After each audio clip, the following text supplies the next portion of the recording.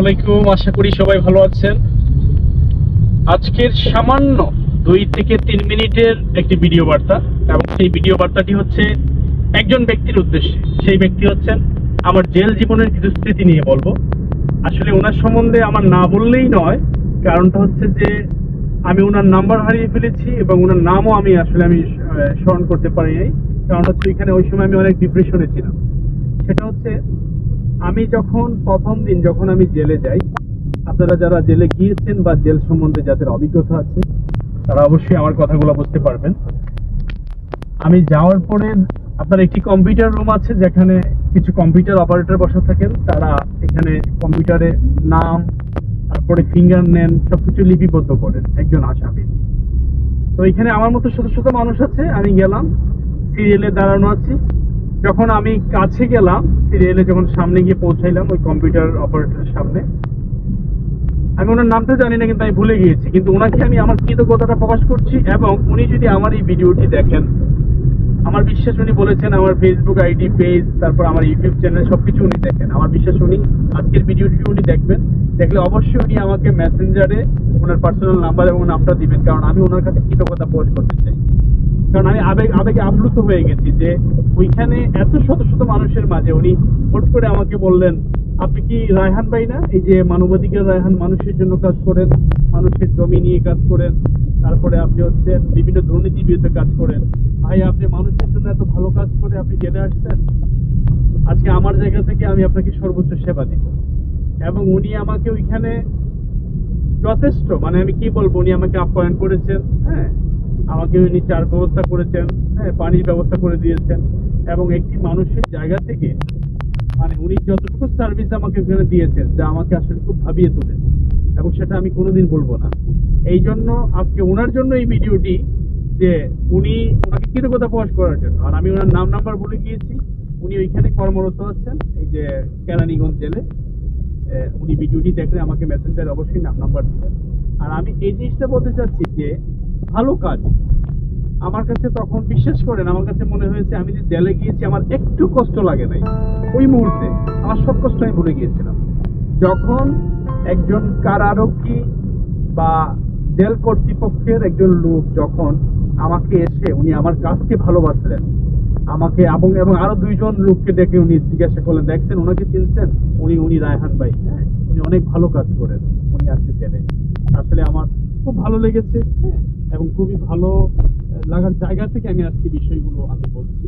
আর আরেকটা বিষয় হচ্ছে, আমি এর মানে এই বলছি না যে আমি নির্দোষ, আমি কোনো দোষ করি নাই। হ্যাঁ, মানুষ মাত্রই ভুল, হ্যাঁ, দোষ গুণ মিলেই মানুষ।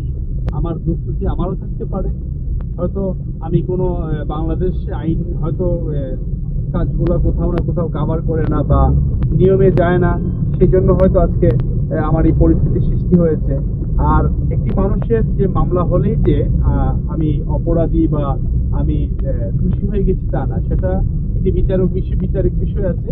আদালত প্রমাণ করবে যে আমি আসলে দোষী কি আমি নির্দোষ। সেই জায়গা থেকে আমি আজকে আবারও এই ভাইটির উদ্দেশ্যে বলছি, আপনার আন্তরিকতায় আমি মুগ্ধ, এবং আমি বিশ্বাস করি ভালো কাজ করলে কোথাও না কোথাও আপনি সেই ভালো কাজের ফল পাবেন। সেটা আমি জেলেও পেয়েছি। আর এই জেল জীবন নিয়ে আরো অনেক কাহিনী আছে, অনেক গল্প আছে, যা আপনাদের মাঝে আমি বলবো। পৃথিবীতে আপনি মানুষকে যত করবেন, যত উপকার করবেন, হ্যাঁ, খুব ভালো করতেছেন, কিন্তু ঠিকই একটি সময় ওই মানুষটাই কিন্তু আপনার বিপদের পাশে থাকবে না। কারণ আমরা মানুষ।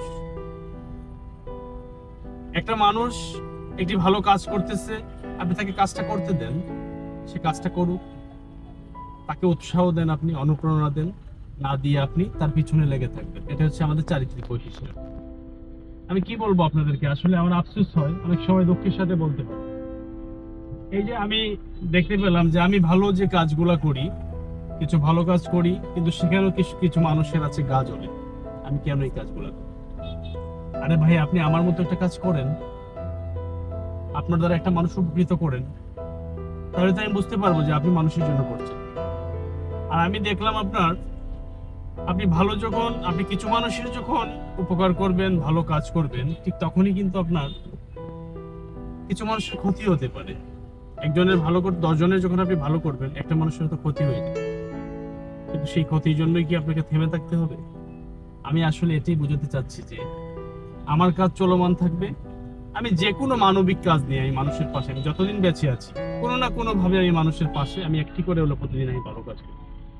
আজকে বের হয়েছি, আজকেও আমি দেখবো একটি মানুষ কোথায় সমস্যা আছে, সেই মানুষটার জন্য আমি সেই মানুষটাকে আমি হেল্প করবো।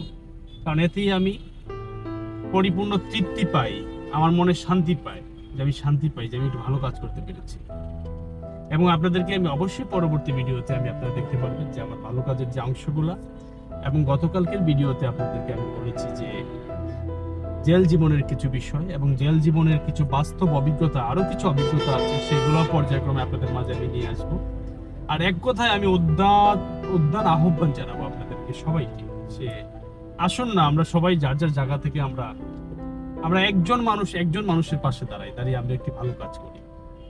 এবং যে মানুষগুলা ভালো কাজ করে তাদেরকে আমরা উৎসাহ দেই, আমরা তাদেরকে পিছনে টেনে যাতে না ধরি। আমি সেই আহ্বান আপনাদেরকে জানাচ্ছি। আপনারা সবাই ভালো থাকবেন। আবারও আপনাদের মাঝে কোনো ভালো একটি কাজের ভিডিও নিয়ে আমি আসছি। ভালো থাকবেন সবাই। আসসালামু আলাইকুম।